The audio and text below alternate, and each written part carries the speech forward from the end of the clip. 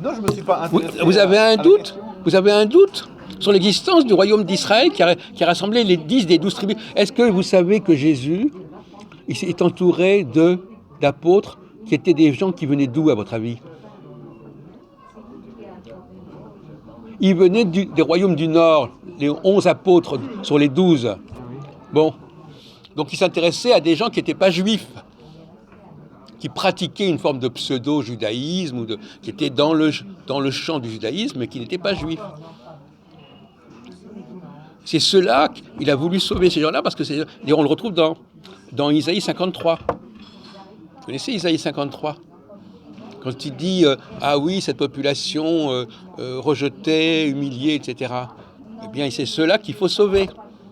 Moi, si j'étais à votre place, si j'étais chrétien, je dirais oui, voilà, effectivement, je descends de cette population qui a été rejetée, qui a été dans le péché, et Jésus est venu nous sauver.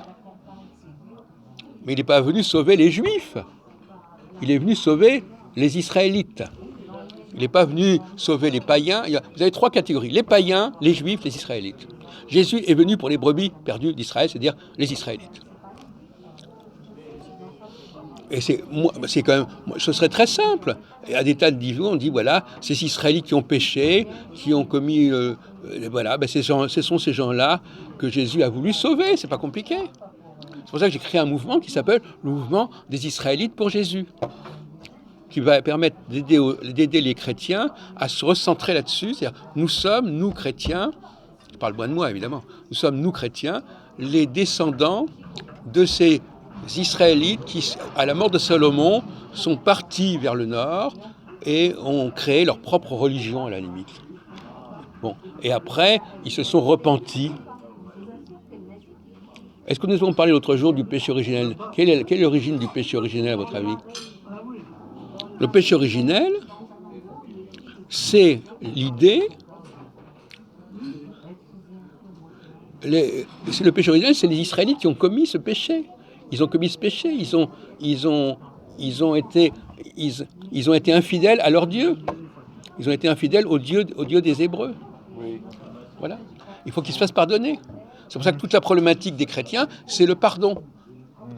On a commis, nous sommes les héritiers. Nous savons qu'il y a une faute qui a été commise par nos ancêtres. Nous devons expier, nous devons nous faire pardonner. Voilà. Ben, les seuls qui ont besoin de se faire pardonner, ce sont les Israélites.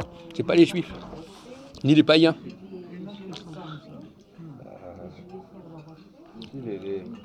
Les Juifs d'ici, Non, mais attendez, on parle pas. Ils doivent se faire pardonner. Non, mais non.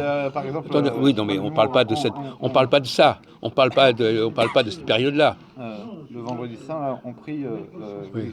Dans la prière du vendredi saint, Bon, d'accord, il y a d'accord. une prière notamment Oui. pour la conversion des Juifs Oui. perfides. Sauf qu'encore une fois, Jésus n'est pas venu pour les Juifs, il est venu pour les Israélites. Donc il n'avait rien à faire avec les Juifs, Jésus. Les Israélites, ils avaient été ramenés par Cyrus en terre de Palestine. Ils n'avaient pas de problème. C'est pas eux qui avaient un problème. C'est pas eux qui étaient en faute. C'était les Israélites qui étaient en faute. Le bon Juif, c'est le Juif.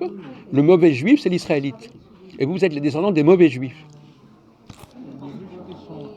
Et donc toute la nécessité du péché originel, de se faire pardonner, etc. Bon.